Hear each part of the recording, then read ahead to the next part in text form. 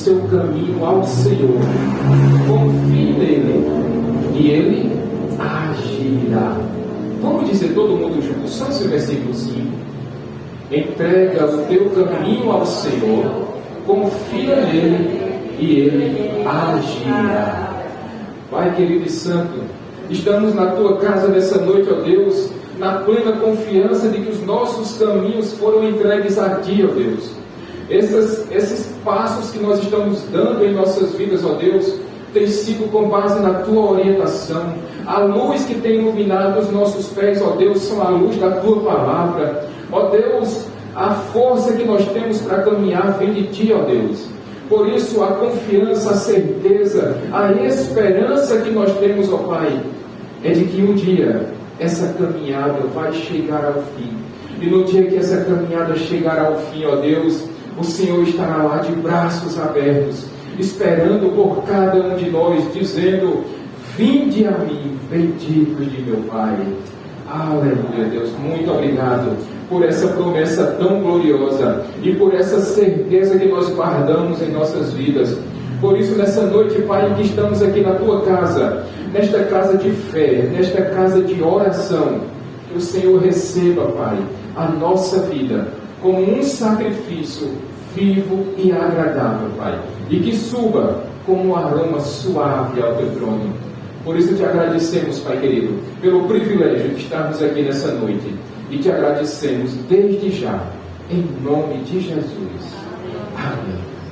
Olha, com toda alegria, ainda por mais uns poucos instantes, mas vamos louvar ao Senhor com o auxílio da tecnologia, mas principalmente com a força da sua voz e com a batida das suas palmas.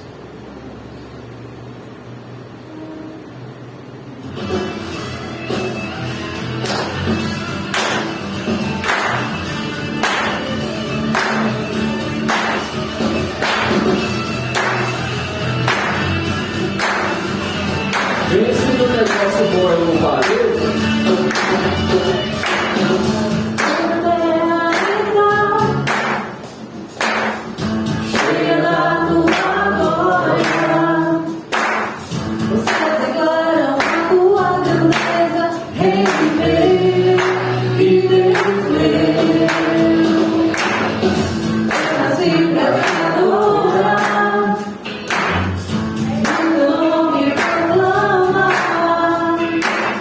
Eu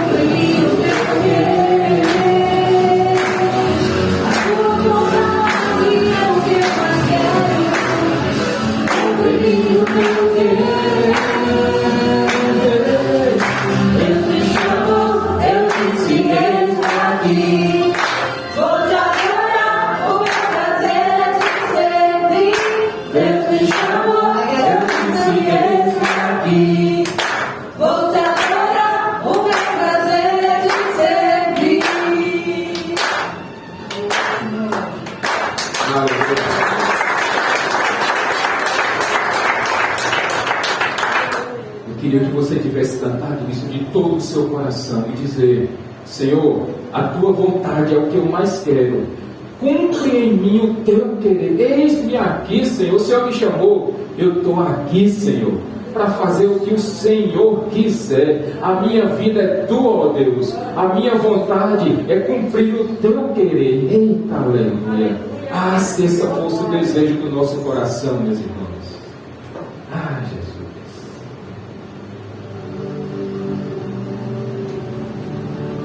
Adora o Senhor. Diga palavras de carinho, de amor, de agradecimento. Porque esse é o dia que foi feito para a gente agradecer a Ele.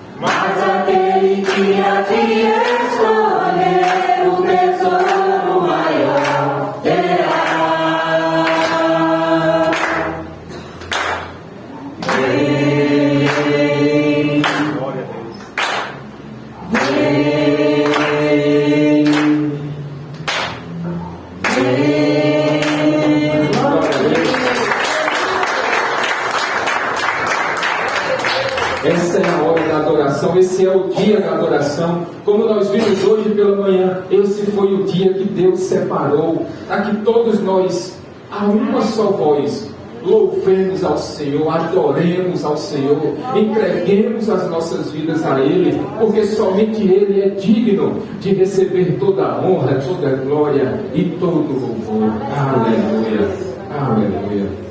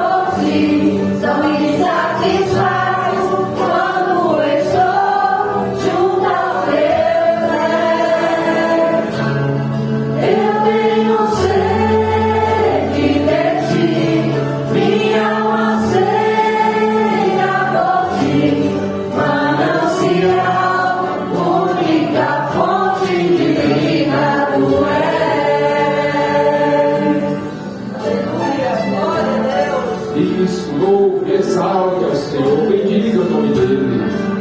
Diga o quão importante ele é para a sua vida.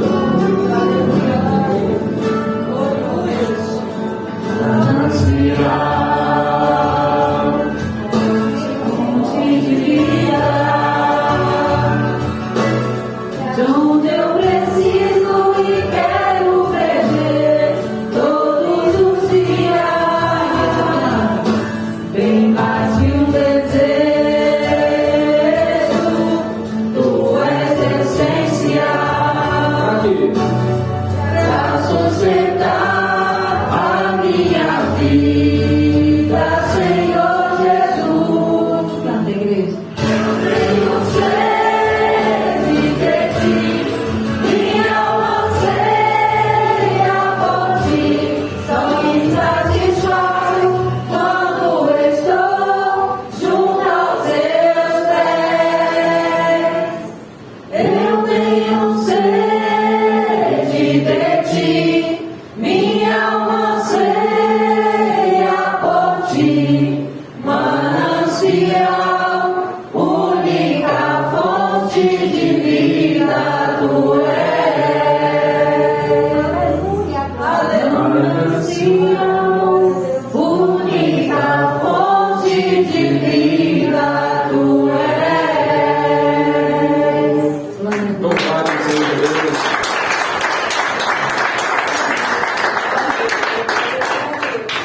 Aqueles dias em que nós estamos tão sedentos e a gente bebe água, e num dia como esse de muito calor, e a gente bebe água e não resolve. Mas o Senhor Jesus disse: aquele que lhes der, aquele que beber da água que eu lhes der, esse jamais terá sede. Oh, aleluia. Meus irmãos, essa é uma promessa gloriosa demais para nossas vidas. E nós podemos confiar, porque quem nos prometeu é fiel para cumprir. Aleluia.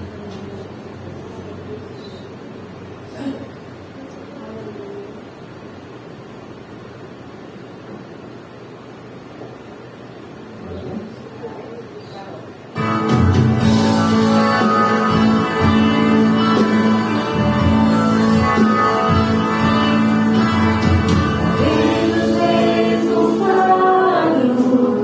Tudo que sou. Se você conhece esse louvor,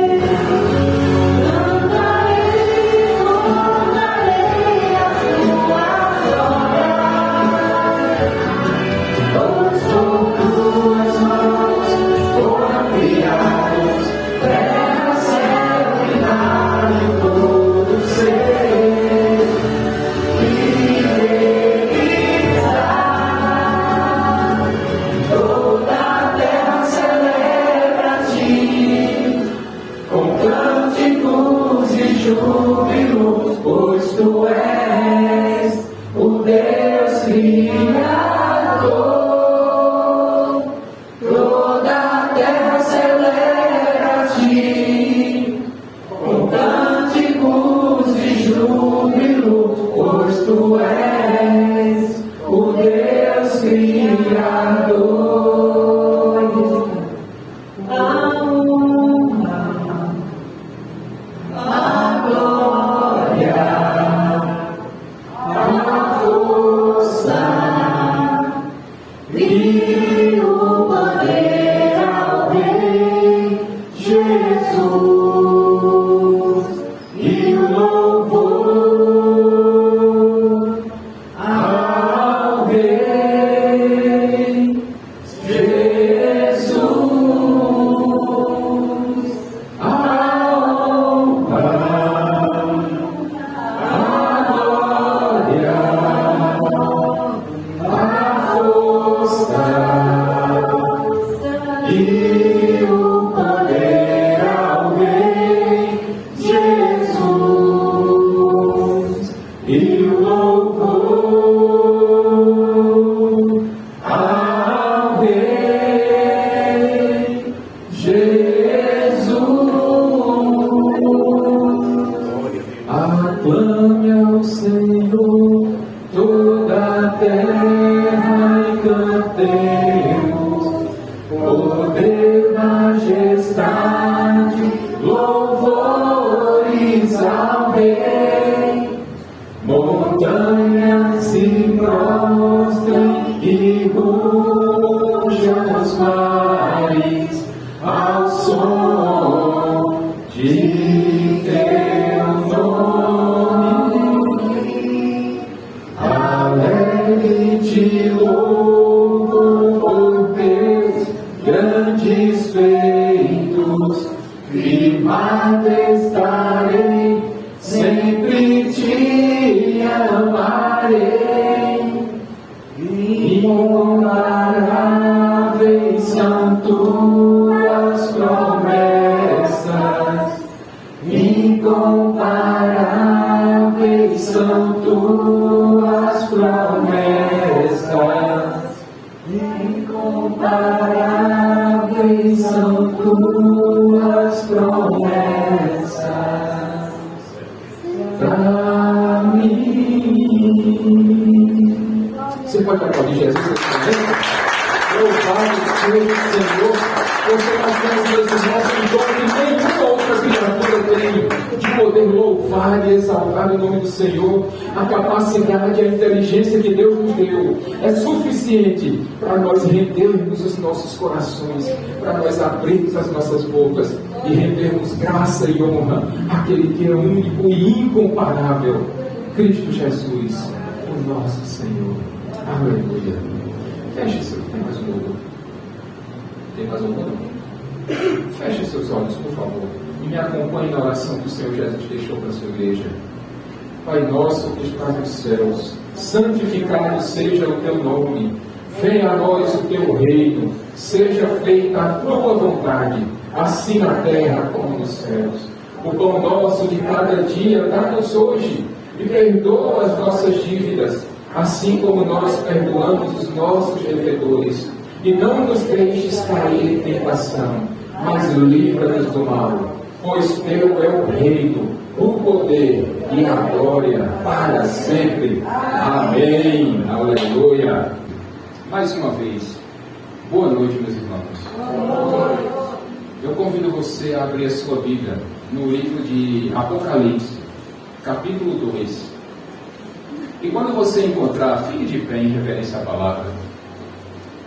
Apocalipse, capítulo 2, do verso 12 até o verso 17. Deixa, pode fazer a leitura, por favor. Apocalipse, capítulo 2, versos 12 até o verso 17. Todos acharam, meus irmãos? Ao anjo da igreja em Pérgamo escreva: estas são as palavras daquele que tem a espada afiada de 2 gumes. Sei onde você vive, onde está o trono de Satanás. Contudo, você permanece fiel ao meu nome e não renunciou à sua fé em mim, nem mesmo quando Antipas, minha fiel testemunha, foi morto nessa cidade, onde Satanás habita. No entanto, tenho contra você algumas coisas. Você tem aí pessoas que se apegam aos ensinos de Balaão, que ensinou Balaque a armar ciladas contra os israelitas, induzindo-os a comer alimentos sacrificados a ídolos e a praticar imoralidade sexual. De igual modo, você tem também os que se apegam aos ensinos dos nicolaítas. Portanto, arrependa-se, senão virei em breve a você e lutarei contra eles com a espada da minha boca. Aquele que tem ouvidos, ouça o que o Espírito diz às igrejas. Ao vencedor darei do maná escondido. Também lhe darei uma pedra branca com um novo nome nela escrito, conhecido apenas por aquele que o recebe. Você pode orar por nós, por favor. Senhor Deus, obrigado, Pai, por mais uma noite na Tua casa, por mais um dia que separamos para Ti, um dia especial para nós, que é o dia de estar junto contigo, meu Pai. Louvar a Ti, engrandecer o Teu nome e aprender cada vez mais sobre Ti. Abençoa, Pai, o anjo da igreja, que as palavras da boca dele sejam palavras do Senhor para o Teu povo, que nós sejamos edificados e que cada dia mais tenhamos esse desejo de Te buscar e conhecer a Tua face. Nos abençoa, Pai, em nome de Jesus. Amém. Pode sentar, irmãos. Nós estamos numa sequência de exposições sobre as sete cartas escritas às 7 igrejas do livro de Apocalipse. Nós já expomos a carta que foi escrita à igreja de Éfeso, nós já expomos a carta que foi escrita à igreja de Esmirna, e hoje nós chegamos à carta que foi escrita à igreja de Pérgamo.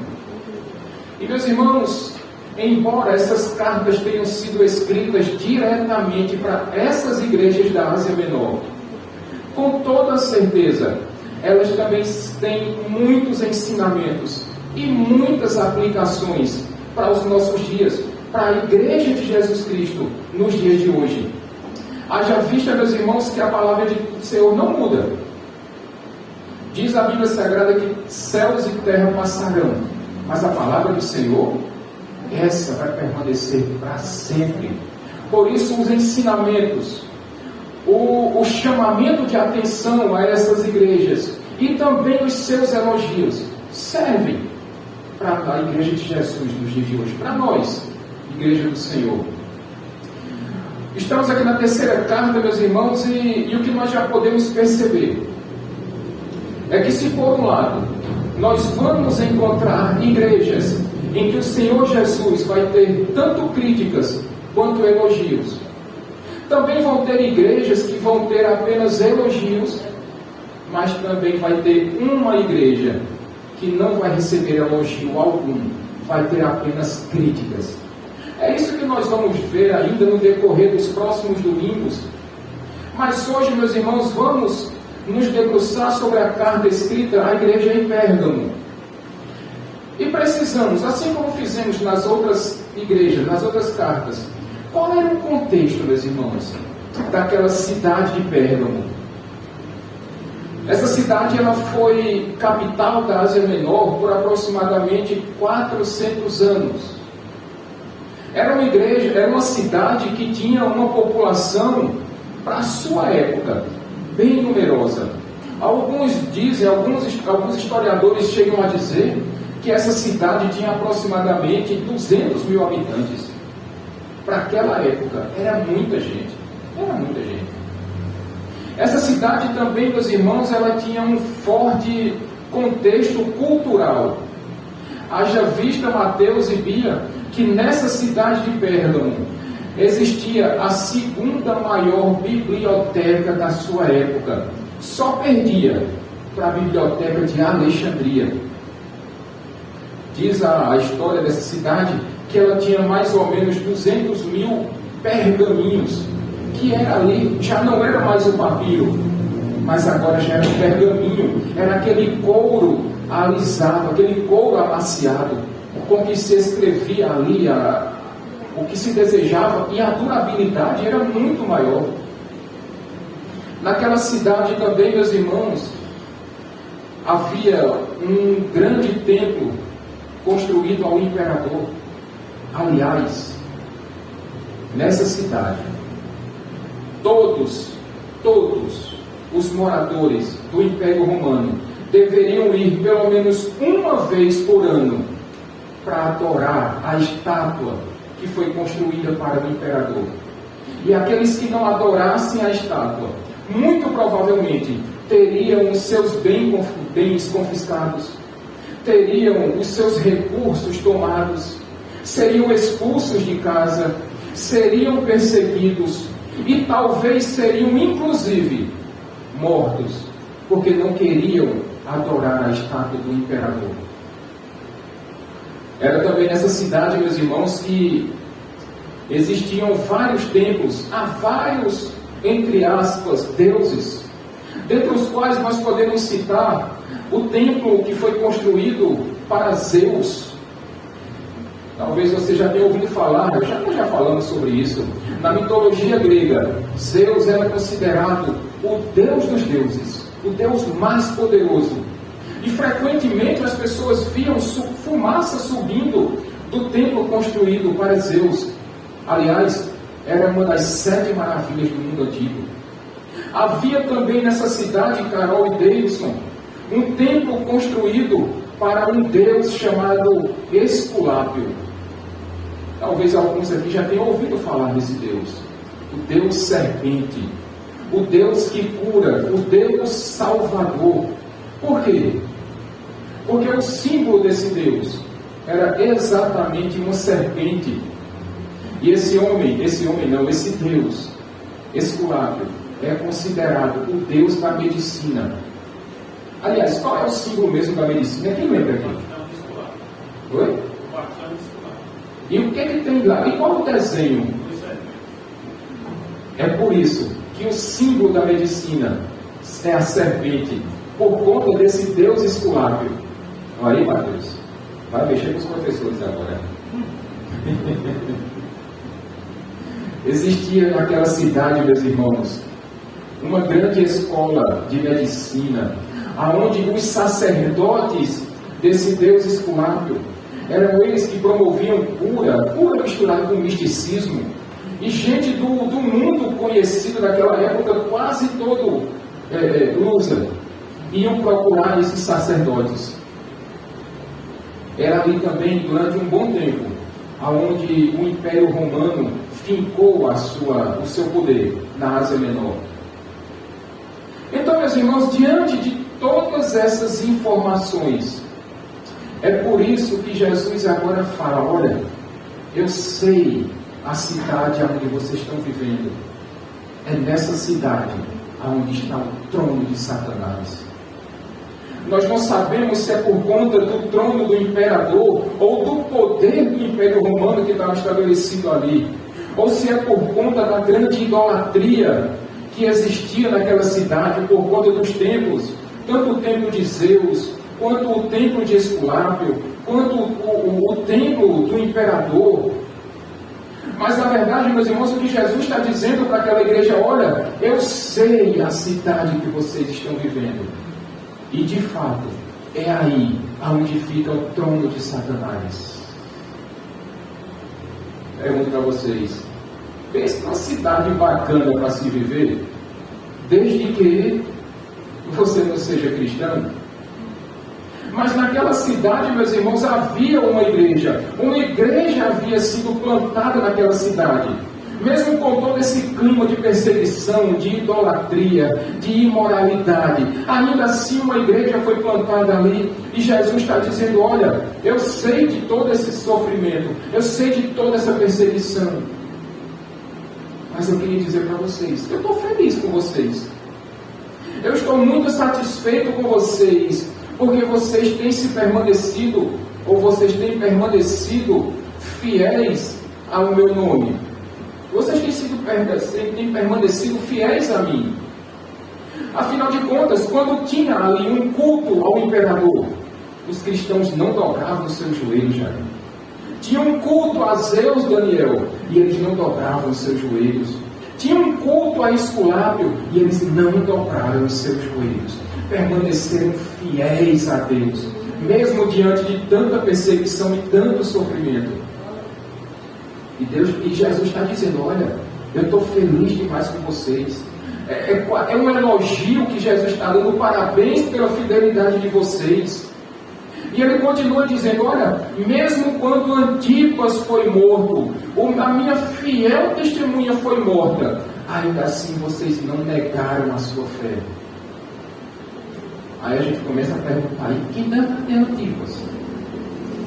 Segundo um dos pais da igreja, Marinho, um dos pais da igreja, um homem chamado Tertuliano, ele disse que esse homem, Antipas, ele foi um pastor na igreja de Pérgamo. E porque ele não quis dobrar os seus joelhos nem para o imperador, nem para Zeus, e nem tampouco para Esculápio, esse homem, esse pastor, ele foi colocado, depois de ter sido perseguido, tomado os seus bens, esse homem foi colocado dentro de um boi de bronze. Fecharam esse boi de bronze, colocaram dentro do fogo, até que aquele boi ficou tão vermelho por conta do bronze, que esse homem Antipas, ele morreu dentro desse boi de bronze, tanto queimado quanto sufocado. É bem verdade que os cristãos poderiam nesse momento, meus irmãos, dar um passo atrás, ficar com medo, isso é normal. Se fosse um de nós, poderia passar pela mesma situação. Mas aqueles cristãos não, permaneceram fiéis, mesmo diante da morte de Antipas, mesmo diante da perseguição, mesmo diante da luta, do sofrimento, eles disseram, os nossos joelhos não se dobrarão a outros deuses. Aleluia, glória a Deus. Igreja bacana demais essa, né? Mas veja, meus irmãos, somente um exemplo bom resolve. Nós vimos que na cidade de Esmirna, o pastor, ele foi morto, Policarpo foi morto, porque não quis reconhecer, ou não quis dizer que César era o Senhor. Aqui nós estamos vendo que Antipas também não dobrou os seus joelhos, não reconheceu César como sendo o Senhor. Mas fatos isolados revelam, meus irmãos, o todo da história? Certamente que não. Nós não podemos viver apenas de exemplos. Nós devemos viver, meus irmãos, de um relacionamento permanente com Jesus Cristo. Bons exemplos até nos encorajam. Eu até estava pensando, imagina Vitor e outras pessoas daqui da igreja que gostam de academia, que gostam de malhar. Vitor, se você malhar só uma semana e passar o resto do mês sem ir para a academia, vai ter resultado? Não vai. Bia, o seu time de futebol do Campeonato Brasileiro são muitas rodadas, mas se ele jogar muito bem um jogo só, ele vai ser campeão? Não, porque somente um bom exemplo não basta. É preciso, para que o resultado que Vitor espera, precisa ter um comprometimento, uma permanência, uma constância. Do mesmo jeito que o time que Bia torce, se ele não ganhar todos os jogos, se ele não fizer um excelente campeonato, ele não vai ser campeão no final desse torneio. Da mesma forma, meus irmãos, é a nossa jornada com Cristo, é a nossa caminhada com Cristo. Estamos na igreja hoje, glória a Deus. Mas não basta apenas um dia, é necessário todos os dias. Um relacionamento com Deus não se constrói apenas com um dia. É necessário um dia após o outro, após o outro, após o outro. Essa igreja, meus irmãos, seria uma igreja muito boa por conta de um exemplo desse. Mas por que eu estou dizendo seria? Porque infelizmente tem o versículo 14 nessa história. Por favor, Deus, o versículo 14.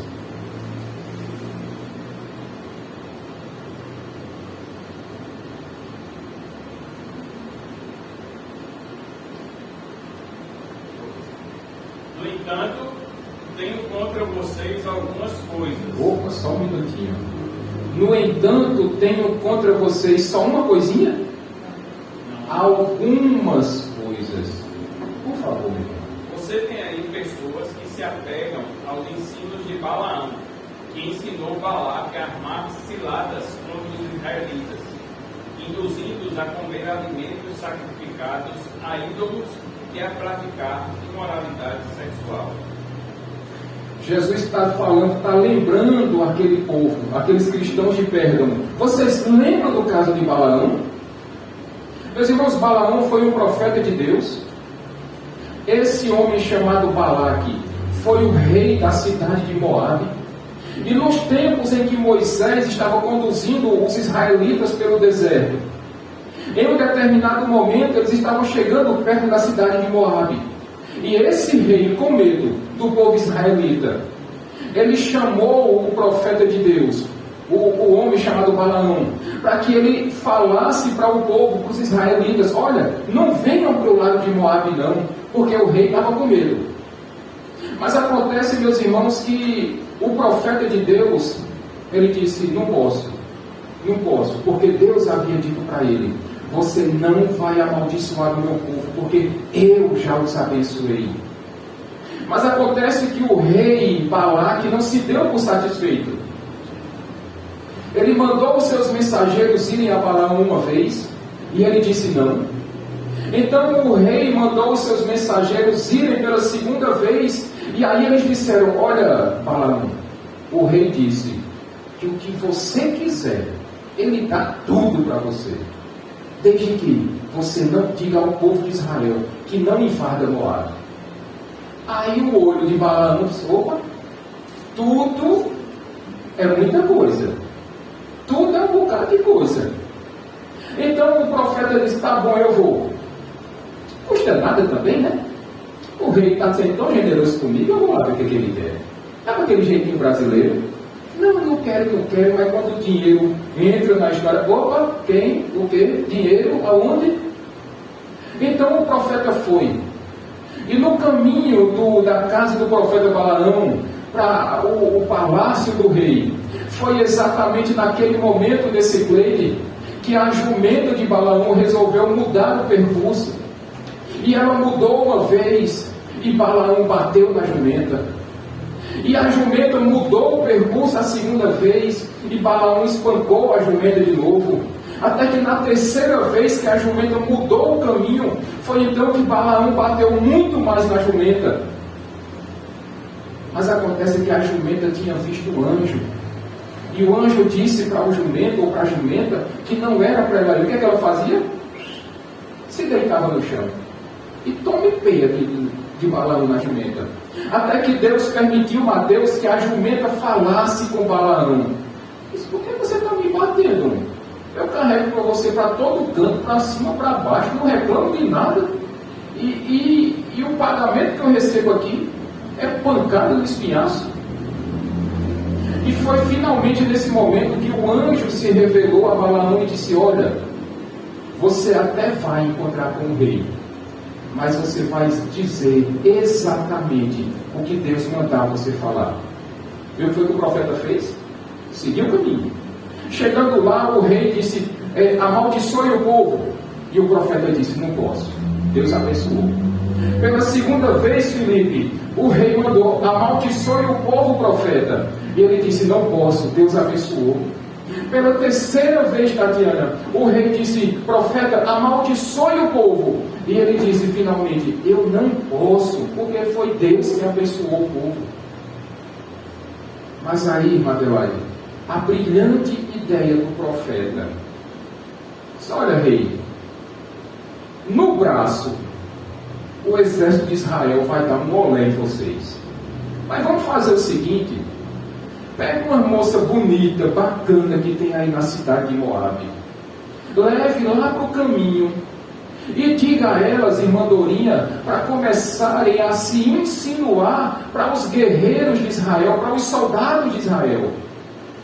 E o rei disse: rapaz, e não é que a ideia é boa? Resultado, meus irmãos, os soldados de Israel começaram a se relacionar com aquelas mulheres moabitas. Daqui a pouco, os soldados israelitas estavam trazendo oferendas para os deuses de Moabe. O povo, os soldados de Israel se corromperam por conta das mulheres moabitas e já estavam adorando os deuses moabitas. Se renderam aos deuses moabitas. Sabe o que é que Jesus está dizendo para essa igreja em Pérgamo? Olha, vocês estão fazendo a mesma coisa. Vocês estão dando ouvidos aos profetas por aí de meia patada. Esses que vocês encontram aí nas redes sociais, no Facebook, no Instagram e por aí afora, que chegam para você e dizem: olha, lembra da promessa de Josué, que aonde você colocar a planta do seu pé vai prosperar? Com você vai ser muito melhor. Olha, Deus vai fazer com você o que Ele não fez com nenhuma pessoa da Bíblia. Você vai ser abençoado muito mais do que Davi. Você vai ser muito mais abençoado do que Abraão. Você vai ser mais abençoado, Cícera, do que qualquer mulher da igreja. E eles ficam com essa palavrinha bonita para você. Mas a pergunta que eu faço: a Bíblia falou sobre isso, meus irmãos? Tem alguém mais especial aqui do que outros personagens bíblicos? Mas era exatamente isso que os cristãos em Pérgamo estavam fazendo. Eles diziam: olha, nós não prostramos, nós não nos dobramos aos deuses, nós não dobramos os nossos joelhos nem para o imperador, nem para Zeus, nem para Esculapio, nem para ninguém. Mas acontece que eles estavam se misturando com aquelas pessoas. O versículo 15 vai dizer que, inclusive, eles estavam dando ouvidos aos nicolaítas. Nós já ouvimos falar lá na carta de Éfeso que esses nicolaítas também estavam lá. E qual era a grande ideia dos nicolaítas, meus irmãos? Olha, no resumo da obra, olha, pode pecar à vontade, pode empurrar o pé da jaca, pode fazer o que quiser de errado, porque a graça de Deus é muito grande. Portanto, quanto mais você pecar, maior vai ser a graça derramada sobre a sua vida. Olha que ensino satânico, meus irmãos. Quanto mais coisa errada você fizer, ótimo. Depois você ora, pede perdão a Deus, está tudo certo. Você passa uma semana toda errada, mas no final você vai para a igreja e pede perdão a Deus e ó, Deus perdoa, que Deus é bonzinho, Ele deixa para lá. Eles diziam: olha, meu joelho não se dobra para Zeus. Mas eles estavam indo numas festinhas que eram oferecidas pelos adoradores de Zeus. Inclusive, aquela comida que era sacrificada a Zeus, os cristãos de Pérgamo, da igreja de Pérgamo, estavam comendo também. Eles diziam: oh, gente, mas é comida, né? Não vai jogar comida fora, nem uma parecida. É até um sacrilégio para jogar comida fora. Mas a comida era sacrificada a deuses estranhos. Não era Daniel, não era comida santificada. Mas ainda assim eles estavam comendo. Achando pouco, eles estavam cometendo imoralidades sexuais. Vocês lembram do templo de Diana dos Efésios? Como é que era feita a adoração a Diana? Através de sexo. Aquelas sacerdotisas, aquelas profetisas, que eu vou chamar de profetuta, que é a mistura de profetisa com prostituta, porque eram mais prostitutas do que profetisas. E a forma de adorar aqueles deuses era praticando sexo, principalmente, meus irmãos, sexo entre muitas pessoas, sexo grupal. Era assim que eles adoravam os deuses. E onde é que os cristãos estavam se metendo? Nessas festinhas. Eles não adoravam os ídolos, mas eles participavam das festinhas. Eles estavam abrindo brecha, Davidson, para que o pecado entrasse na vida deles, para que a imoralidade sexual entrasse na vida deles. É como nos dias de hoje. Um crente, um jovem crente, domingo, Não, pastor, domingo eu não falto um culto, só se eu estiver doente com 70 graus de febre. Mas se eu não tiver, o domingo é do Senhor, pastor. Domingo é o dia de Deus, que eu estou na igreja. Mas quando chega na segunda-feira, aí tem umas amizades sem futuro. Aquelas que só chamam palavrão. Aquelas que lhe chamam para beber, para se embriagar. Aquelas que lhe chamam para quando passa uma mulher, mesmo sendo casada, ele chega e faz. Solta uma cantadinha para a mulher casada. É aquele amigo que no decorrer da semana chega, olha, hoje vai ter uma festa e vai ter um monte de mulher. Vamos ver quem beija mais? Olha, hoje é sábado. Hoje vai ter festa. Mas eu já acertei, Francisco, com 2 mulheres, uma para mim e uma para tu. Quando a gente sair da festa, a gente já vai direto para o motel e a gente vai passar a noite todinha com elas. Eu pergunto a vocês, Deus recebe o seu culto? Deus recebe a sua vida? Deus está se agradando do que você está fazendo? Não, bem grande na nossa cara. Não adianta ter comunhão com Deus apenas no domingo, mas durante a semana viver como se fosse regido por Satanás. Deus não recebe, Deus não se agrada. Aliás, prepare-se, porque vai vir juízo aí, viu? Vai vir disciplina da parte de Deus para a sua vida. Aí, meus irmãos, acontece que diante de uma situação como essa, Jesus está dizendo: se ajeite, cabra, se ajeite, moça, porque Jesus vai voltar, meus irmãos. Ele disse: eu vou voltar. E acontece, meus irmãos, que louvado seja Deus, enquanto Jesus ainda não voltar, ainda tem oportunidade, ainda tem jeito, ainda tem esperança para a gente se arrepender, ainda tem jeito de nós voltarmos os nossos caminhos para os caminhos do Senhor, ainda tem jeito de nós aprumarmos a nossa vida. Sabe o que Jesus está dizendo? Verso 16: portanto, arrependam-se. Ainda tem jeito nesse pleito. Arrependam-se. Mas arrependimento aqui, meus irmãos, não é pura e simplesmente parar de fazer a coisa errada que você estava fazendo, não. Vai muito mais do que isso. É você parar de fazer o que você fazia de errado e você começar a fazer agora o que é certo. Veja, Deus não queria que eles cometessem imoralidades sexuais. Não, muito pelo contrário. Deus quer de você e de mim que nós santifiquemos a nossa vida. E deixa eu dizer uma frase para você, e eu queria que você guardasse isso. Uma igreja, ela só permanece forte enquanto ela está se santificando. A partir do momento que a igreja para de se santificar, ela deixa de ser uma igreja forte e ela abre as portas para o mundanismo. É nesse momento, meus irmãos, que o mundanismo entra na igreja e contamina cada um dos membros. E deixa eu dizer uma coisa para vocês, principalmente para os solteiros.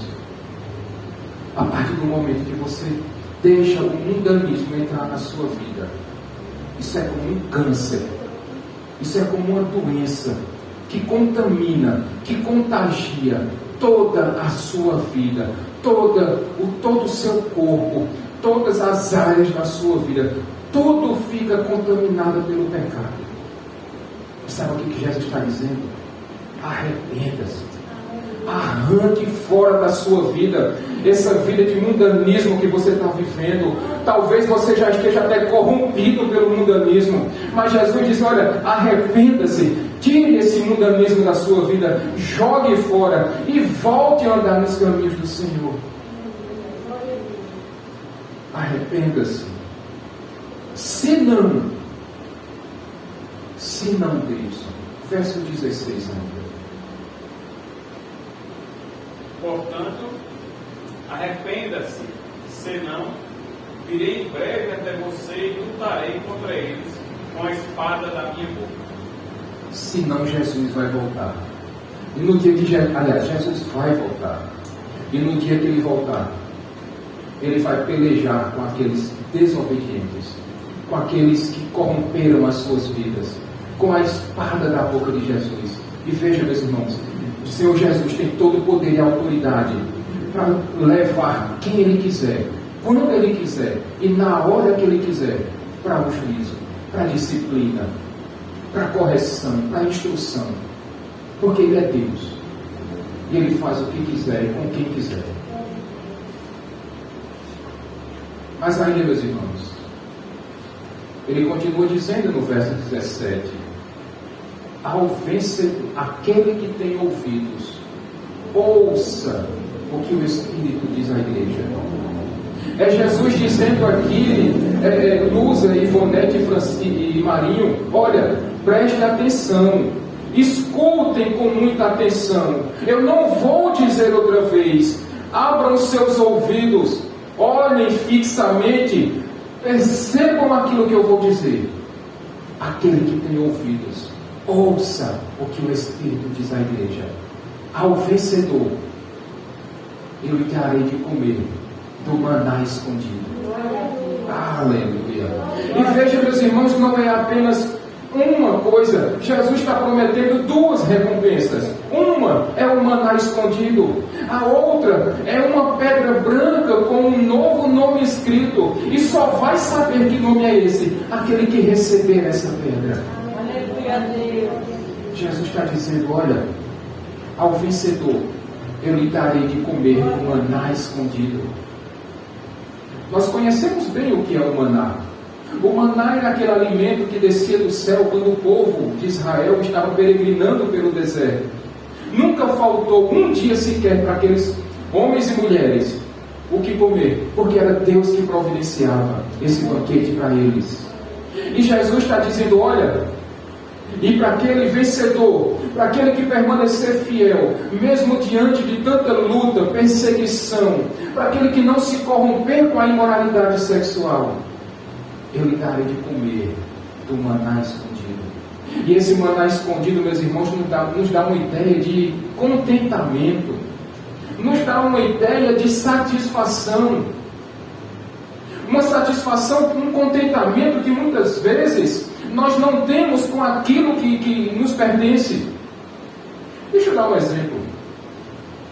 Às vezes você tem uma casa, é sua, é própria, irmã Adelaide, mas você olha para ela, eu não estou satisfeito com a casa que Deus me deu. Ou você olha para o seu carro e diz, rapaz, Deus podia me dar um carro melhor. Esse me leva para onde eu vou, mas eu queria um daqueles importados lá, daqueles que custam 300 mil reais. Ou então você fala,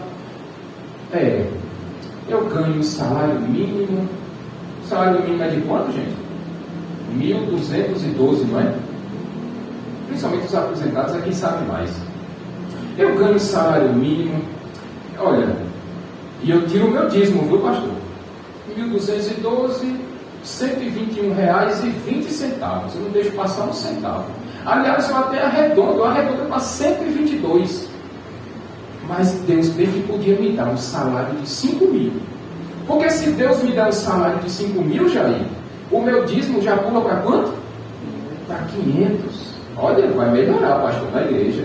E a única coisa que eu digo, glória a Deus. Aí de repente Deus te abençoa e você passa a ganhar 10 mil reais por mês. Aí você olha assim, rapaz, 10 mil reais.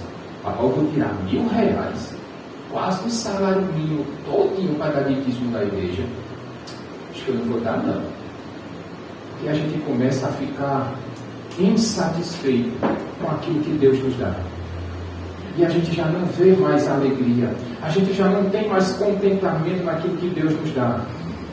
Mas sabe o que Jesus está dizendo para você e para mim nessa noite? Ao vencedor, Ele vai dar o maná escondido. É um verdadeiro banquete que nos está reservado na glória.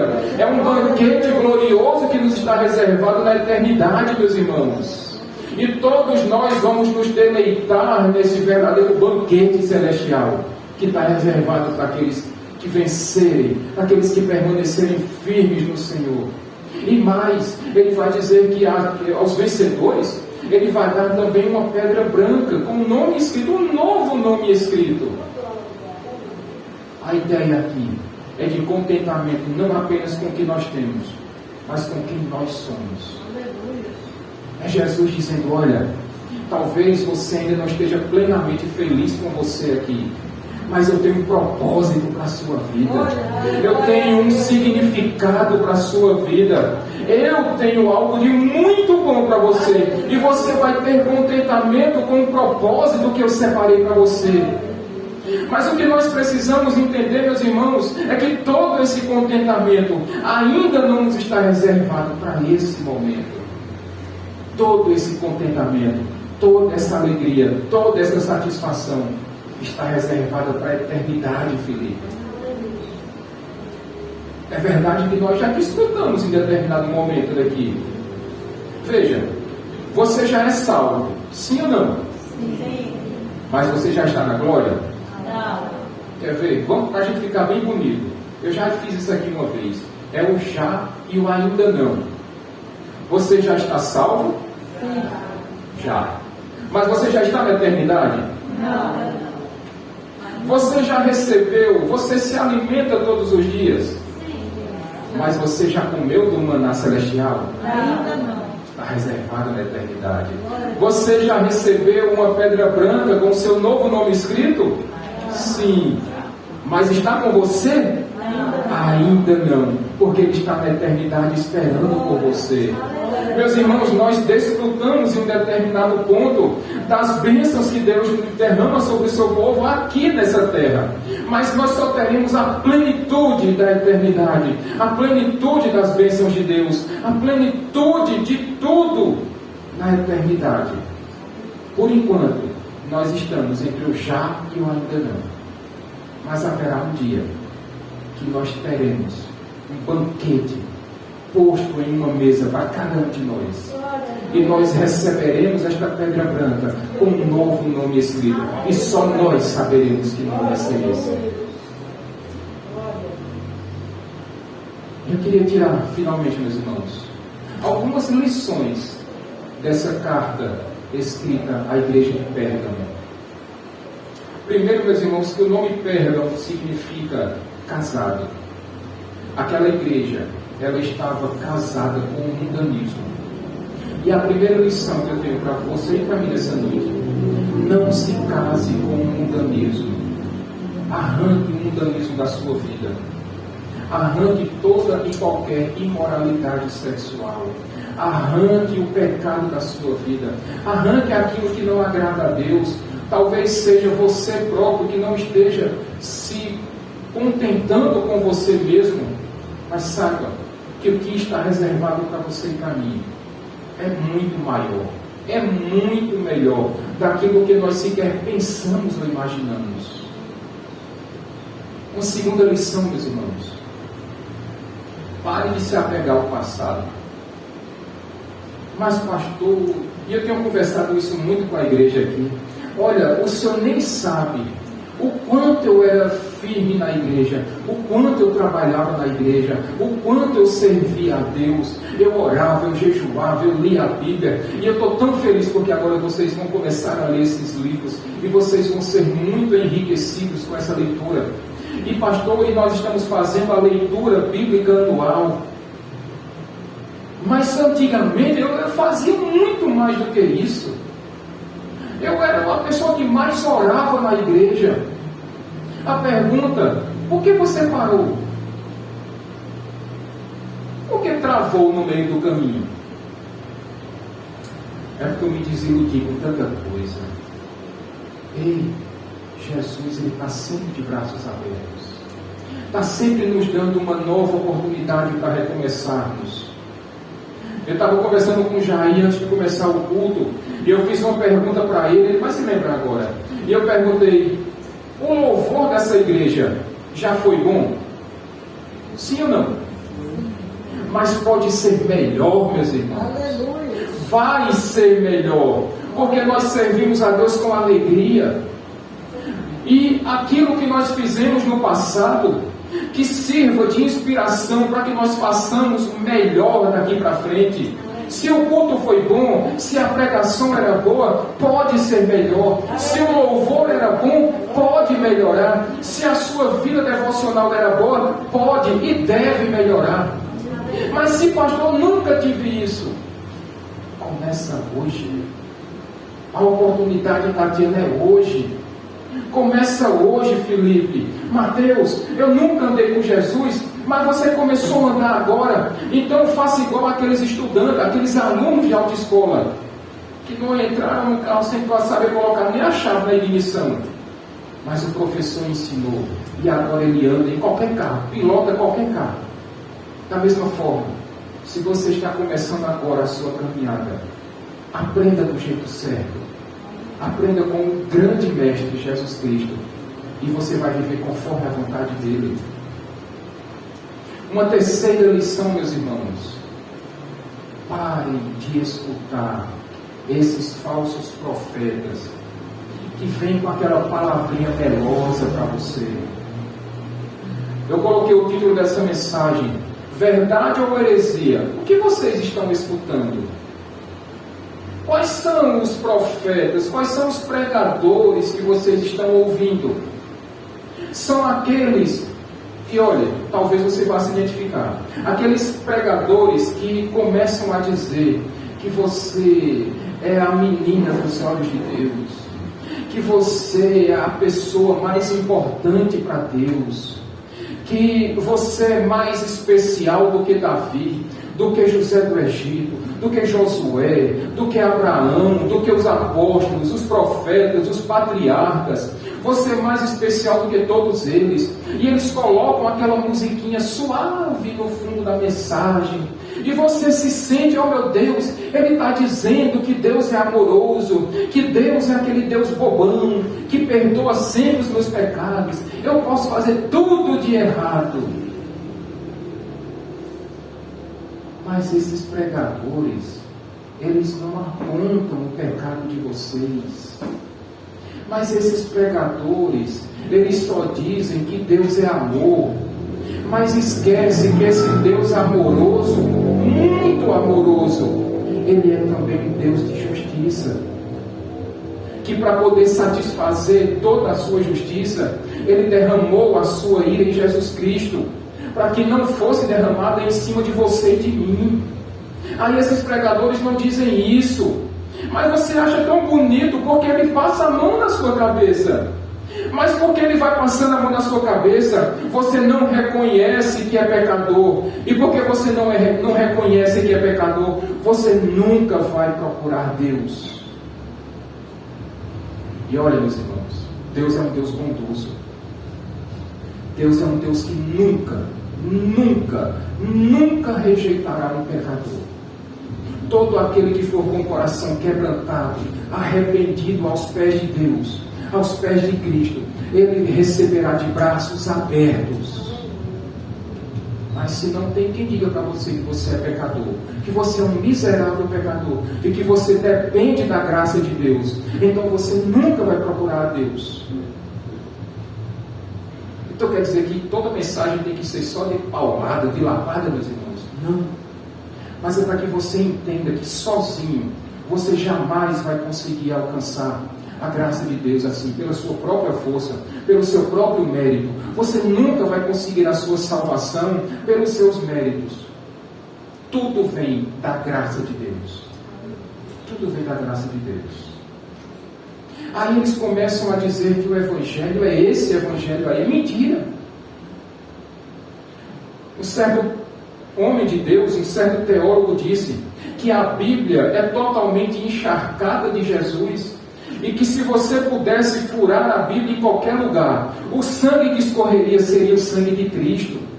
Esse mesmo Cristo que morreu no seu e no meu lugar, por causa do seu pecado. Por isso esse pregador que diz que você é somente aquela menina, você é o ouro puro de Ofir, que você é o espelho que reflete a vontade, a glória do Senhor, ele está enganando você. Fuja dele em nome de Jesus. O Evangelho, meus irmãos, é centralizado em Jesus Cristo. Nem é na igreja, nem é no pregador e nem é na religiosidade. O O centro das Escrituras é Jesus Cristo. É Jesus Cristo. E finalmente, meus irmãos, ao passar por tantos sofrimentos, como aquela igreja de Pérgamo estava passando, mas porque ela permaneceu firme, Jesus elogiou, mas porque ela estava se rendendo às práticas imorais do mundo, porque ela estava se casando com o mundanismo. Jesus está dizendo: olha, tenho uma esperança para vocês. Mas não basta apenas você conhecer Jesus Cristo. É necessário você viver Jesus Cristo. Não basta você conhecer as Escrituras Sagradas. Você precisa praticar o que está aí descrito nas Escrituras Sagradas. Porque só conhecer não garante a salvação. Quem garante a salvação é Jesus Cristo. Mas você precisa viver conforme a vontade dEle, do jeito que Ele quer. E é para a glória dEle. O que é que está nos reservado para o futuro, meus irmãos? Um maná escondido. Uma pedra branca escrita com o nosso novo nome. Mas só serão entregues para aqueles que permanecerem fiéis a Deus. Para aqueles que abandonarem uma vida de imoralidade sexual. E para aqueles que reconhecerem que a salvação vem do Senhor. Vem do Senhor. Vamos ficar de pé, meus irmãos. Essa igreja, na cidade de Pérgamo, tem muitas coisas para nos ensinar nessa noite. Mas eu queria que você não esquecesse, ao sair daqui da igreja nessa noite, que somente fidelidade não basta. É preciso arrependimento. É preciso andar conforme a vontade de Deus.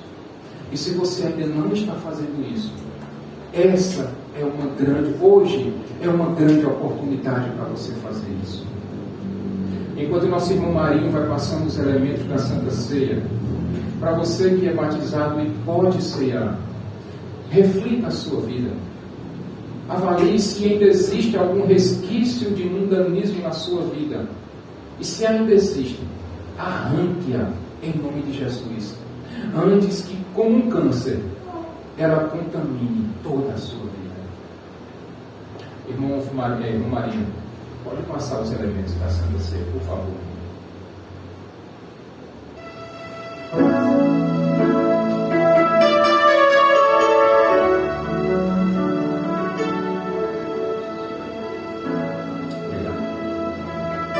Senhor, nós consagramos esses elementos a Ti, ó Pai, em nome de Jesus.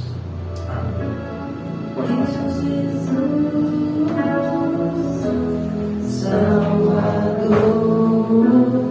Outro igual não há.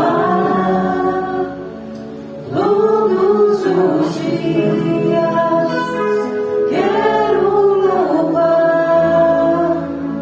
as maravilhas de Deus.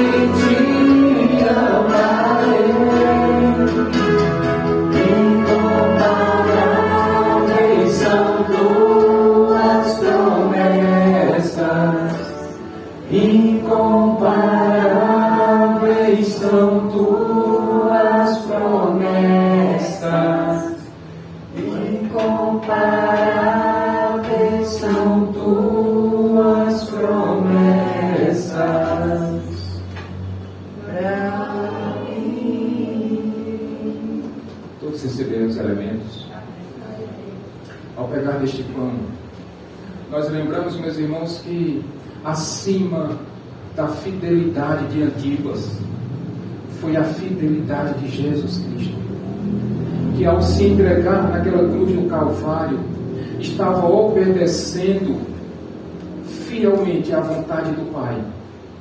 E ele obedeceu até a morte, e morte de cruz, para que a gente hoje tenha vida, plena vida, vida em abundância. Comamos todos, meus irmãos.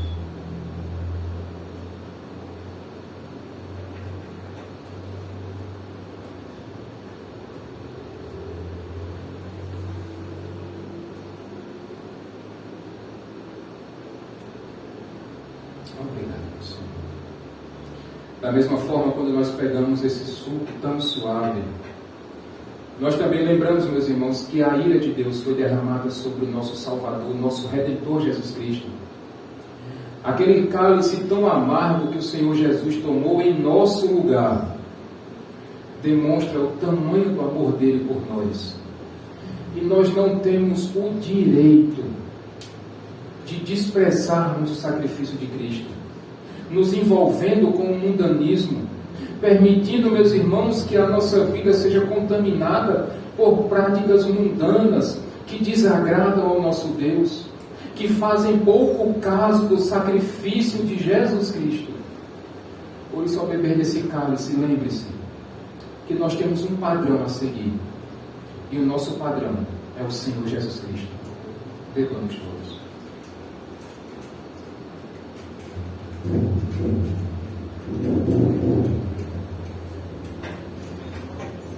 Obrigado, Deus. Obrigado por mais uma exposição da Tua Palavra. Fomos muito abençoados nessa noite, ó Deus. E o que nós te pedimos é que o Senhor coloque sabedoria em nossos corações, em nossa mente, para que ao sairmos hoje da igreja, nós não deixemos mais que o mundanismo entre em nossas vidas. E se por acaso, ó Deus, esse mundanismo já entrou, nos ajuda a arrancá-lo de nossas vidas, em nome de Jesus, Pai. Para que em nós não haja espaço mais para o pecado, para que em nossa vida não haja mais espaço para as imoralidades sexuais, para práticas que desagradam e desonram o Teu santo nome. É assim que nós te pedimos, Pai, encarecidamente e de forma muito agradecida, em nome de Jesus. Amém. Que o amor de Deus Pai, que a graça do nosso Senhor Jesus Cristo e as misericordiosas consolações do Espírito Santo estejam sobre a sua vida, hoje e para todos sempre. Amém. Que Deus te abençoe, meu irmão e minha irmã, rica e abundantemente. E quinta-feira eu aguardo vocês aqui para o nosso culto da família, em nome de Jesus.